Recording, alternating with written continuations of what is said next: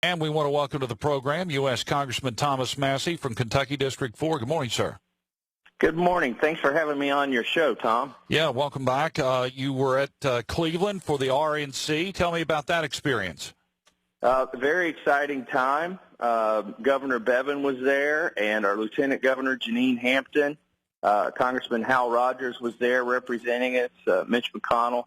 I'll tell you what, Tom, I have been in politics 4 years, which probably makes me part of the problem now, I guess. I'm just kidding. But that is one of the most interesting and exciting things I've done. And, I've been to the White House. I've given speeches on the floor of Congress. But being at that convention, it really felt like you were inside the gears of democracy working. Well, talk about the atmosphere. Talk about how you Sure. felt things went, particularly when Ted Cruz gave his speech. Well, first of all, let me tell you, the atmosphere for the most part was very positive. And when I got back to my hotel at night and watched some of the coverage of the convention, I didn't recognize the coverage as something that I was at or actually attended, because it was very positive for the most part. Trump's speech, everybody was excited about it. I heard the media say it was dark, but I thought, my goodness, you're going to have to diagnose the problem if you're going to be able to fix it. And everybody in the convention felt like he was sincere and had solutions for fixing it. Mm-hmm. Now, so for the most part, it was all very positive, the whole convention. And also outside of the convention, Tom, it was like the media was trying to find a protester. Mm. There were very few protesters anywhere, and toward the third or fourth day, I think they pretty much just stayed home. I didn't see many protests at all. Yeah. Now, to your question about Cruz, he's a friend of mine. He's a colleague, and I have deep respect for him. But in hindsight's 2020, if he had known he was going to get booed like he did, I think he probably should have phoned in his speech. Yeah. Rubio, Kasich, and Rand Paul all took different paths in dealing with this, and I think Cruz, in retrospect, probably chose the worst path. Kasich stayed away from the convention and didn't endorse Trump. Rubio sent a video in endorsing Trump. And Rand, said he's going to honor his pledge to endorse Trump, but he stayed in Kentucky and did eye surgeries. Mm-hmm. I think what Cruz did was probably ill-advised. He showed up at the convention, gave a very long speech, and ultimately did not endorse Trump. And he lost a lot of fans there in the crowd. Mm. And I think the booing happened because people were trying to get him to change his mind, and it wasn't happening, and the booing got louder. Yeah. So overall, your takeaway from the RNC, I mean, is there unity or enough unity anyway to really get behind Donald Trump and defeat Hillary Clinton? I think there's unity. I saw unity there. I certainly saw more unity at the RNC than I did the DNC. Now, I did not attend the DNC, and so maybe the media portrayed it differently than it actually happened, like they did at the RNC. But from what I can tell, they had a lot more problems there in getting the Bernie supporters to get behind Hillary, because even though Ted Cruz did not get behind Donald Trump, Ted Cruz supporters got behind Donald Trump at the convention. I mean, the Texas delegation, for the most part, supports Donald Trump. Now, I don't think you see the Bernie Sanders supporters getting behind Hillary Clinton. Some of them are going to Jill Stein, some of them are going to Gary Johnson, and some of them are going to Trump, according to the polls. Yeah. Speaking of the polls, the DNC did give Hillary a little bit of a bump, and the media is really trying to make a big dust-up over some of the things Trump has said regarding the Khan family, and the problems with not wholeheartedly endorsing Paul Ryan in his primary race, and then just Reince Priebus and others coming out and having to say things to cover for Donald Trump. I felt this way all along about Trump, that when even during the primary, when they would come to Rand Paul or Ted Cruz or John Kasich and ask what they thought of Donald Trump, they should have said, no, you ask Donald Trump what about that. I'm going to talk about my campaign.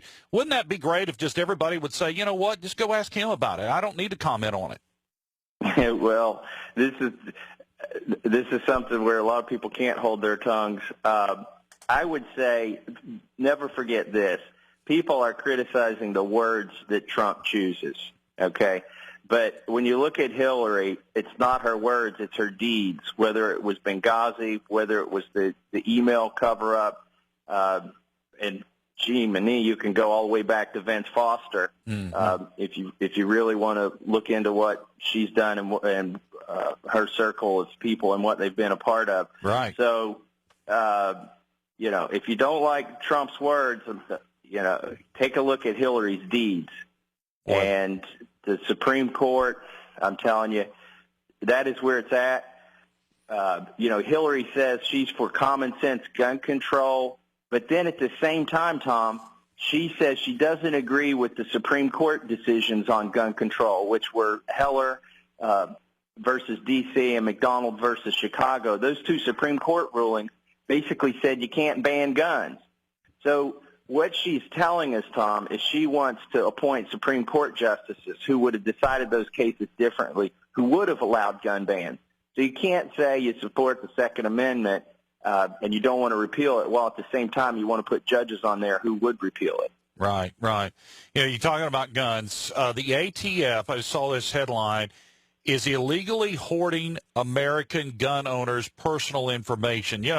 A lot of Second Amendment advocates have been talking about this for a number of years, and they were written off as conspiracy theorists.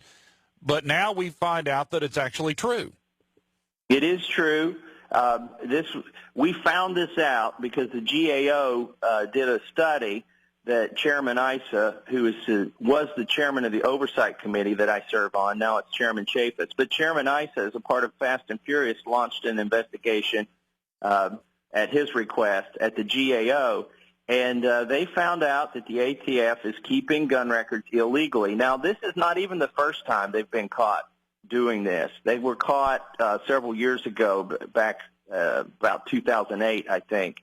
And so here's what frustrates me, Tom, is the government gets caught breaking the law, and the GAO gives some recommendations for how they could quit breaking the law. Now, if you or I broke the law, we would be in jail. Mm-hmm. And this is frustrating. I think, when they wrote the laws about background checks and whatnot, they should have inserted criminal penalties for government officials who break the laws. And that way we would have compliance, hopefully.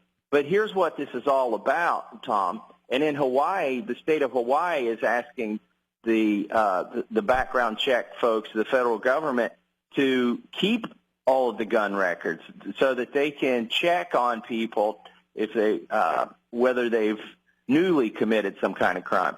What this all leads to, you take them keeping the records plus the push for universal background checks, which is what Hillary wants.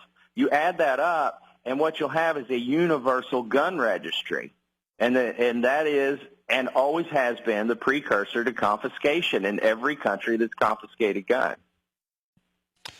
We're talking with U.S. Congressman Thomas Massie from Kentucky District 4.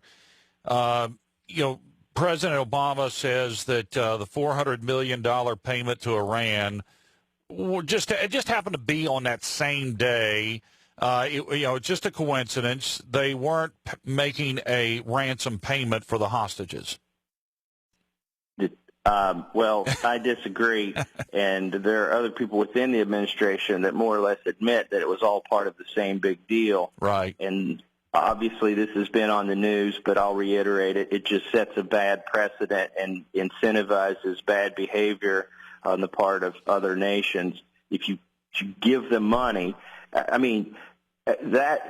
maybe they had a legitimate beef about that money, but that shouldn't have been made part of this hostage deal. And I want to tell you something else, Tom, that I haven't seen in the news, which really bugs me, is in Congress, our speaker issued a press release as if he were surprised that this was happening. Well, he was chairman of the Budget Committee, and now he's the speaker. And the whole source for this story came from congressional staffers. So the Speaker knew this was happening. The President doesn't just spend $400 million without just calling up the Speaker of the House and saying, I'm going to need another $400 million in that little omnibus you're putting together. I mean, so it's a lot of people would like to act like Obama did this without the knowledge of Congress. He certainly did it without the knowledge of rank-and-file members of Congress. But I guarantee you there's some people at the top that knew this was happening that are now acting surprised. Yeah. Do you think there's any chance for a change for the Speaker in January? Well, there is a chance in January. There's also a chance on August 9th. There's a businessman by the name of Nealon that's running against him in a primary there in Wisconsin that will happen in about 5 days. So, it's long odds that could happen. I don't get involved in primaries against incumbents, in my own party, that's for sure. But there's always that risk that he could lose on August 9th. But then in January, I'll tell you what, Tom, there are a lot of members, conservative members in Congress who are upset that Speaker Ryan stood by, actually played probably a small part in Tim Huelscamp's loss in Kansas on Tuesday. He was a conservative that was taken out by an establishment insider. I mean, he ran as an outsider, but he's already an insider, and he hasn't put his foot in the halls of Congress yet. But he beat my friend and colleague Tim Huelskamp, and the Speaker really, I mean, whether he wants to say it or not, he played a part in Tim Huelskamp's defeat. So I think it's going to make things really interesting when we get back. A lot of people that voted for Paul Ryan, by the way, I'm not one of them, but a lot of people who did are going to be rethinking that vote in January. Yeah. And Congressman Huelskamp, I hate to see that. Like you said, it was a conservative. But also the Chamber of Commerce, I believe, joined in endorsing his opponent. Yeah, the Chamber came in with $400,000 in the last 2 weeks, and there were several $1 million all totaled that came in, establishment money, against Tim Huelskamp. And it's hard to beat that when you get overwhelmed with money in the last week or two. Yeah. I want to shift back to Hillary Clinton here, and the fact that James Comey, outlines the case against Hillary Clinton, then decides not to prosecute. We know of things that she did that are criminal as far as the emails go. We're still learning about the involvement in Benghazi and why we were even there in Libya in the first place, and possible arms deals and that type of thing. How on earth is this person even being nominated for the President of the United States? I don't think she could get a job at McDonald's. Well, she wouldn't pass a background check, I'll tell you that, and nobody would let them anywhere near their servers or their email. I can tell you that as well. The thing I hope your listeners haven't forgotten is there's still a corruption investigation underway. I don't have a lot of hope for a positive outcome, but there is a corruption investigation underway, still going on, that we found out in that hearing with James Comey. By the way, he defended her, saying that she didn't willfully violate the law. Well, the problem with his defense of Hillary is the statute doesn't require willful intent. All it requires is gross negligence, which he said she committed. And I think he should have followed the law. I think he should have recommended prosecution. Yeah. Well, and not only that, but they prosecuted other people for much lesser crimes. And they weren't doing things willfully. Tom, I sat in that hearing. I had 5 minutes to question James Comey. And when he said that we've got 200 years of legal precedence where you have to have willful intent, I thought, well, what about negligent homicide? Or what about involuntary manslaughter? So I turned around and asked Trey Gowdy, what about these? And he says, of course. He said there are statutes on the books in every state that do not require willful intent. And so that's what I focused on when I asked James Comey, and he had to admit that there were laws where you can be prosecuted for felonies if it's just negligence. And but still, he still did not recommend that Hillary be prosecuted. The other thing I pointed out to James Comey was that some of these emails were marked confidential. And to put confidential markings in an email requires a level of sophistication and willful intent, because you don't just cut, copy, paste from a secure environment to an unsecure environment. You have to recreate this information. And somebody pretty sophisticated has to do that. So I said, well, if it wasn't Hillary that did it, somebody there working for her did it. Are you following up on that? Are you going to press any charges there? And he said no. Obviously, some type of agreement or deal has been made to let her get by with it once again. Well, he said he doesn't want to make an example out of her, that nobody's been prosecuted for this crime without expressing willful intent. Nobody had been prosecuted under the negligence clause. But my goodness, why is she special? Why is she the one? If she's the first one who's broken this law, why would we not prosecute her? We've been talking here locally, and you were born in Cabell County. We've been talking about Cabell County schools announcing this year that they're going to be supplying breakfast and lunch, not just for poor kids, but for children of every household that go to Cabell County schools starting this year. And it's through the Community Eligibility Provision, a program of the U.S. Department of Agriculture. I don't know if that's something that Michelle Obama was involved in or whatever it was. But anyway, now, even the rich kids are going to eat for free. And we have to pay for it. I don't get that. Well, this happens in some school systems when they get to a certain threshold, and I'm not sure what it is. They just decide to give everybody a free lunch. The school system in Lewis County, Kentucky, where my kids go, they all get free lunches. And what my wife has decided to do, she packs their lunch just about every morning because you've got a free lunch, but at the same time, Michelle Obama's standards are so horrible that there aren't enough calories in that lunch if you got any extracurriculars, and sometimes the food is not very palatable. So I just think we should get the federal government out of school lunches. There's even a school system in my district in northern Kentucky that decided just to forego all of the federal funding for school lunches, and now they're not subject to the rules, so they serve whatever they want in their kitchens.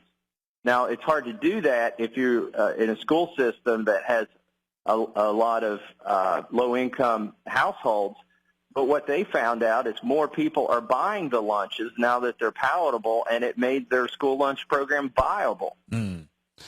So, I just wish we could get the USDA and the Department of Education out of the school lunch system. Yeah, that's what it is here. That once you make a deal with the devil or the government in this case, which is hard to tell the difference, that you have these strings attached, and the only way you can get their money is to play by their rules. And I just don't see that it's a very good deal in most cases.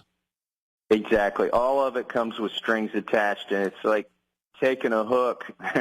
It's like a treble hook. There's 3 barbs on it, and eventually you swallow the hook, and there's no way to get off, and the federal government has you.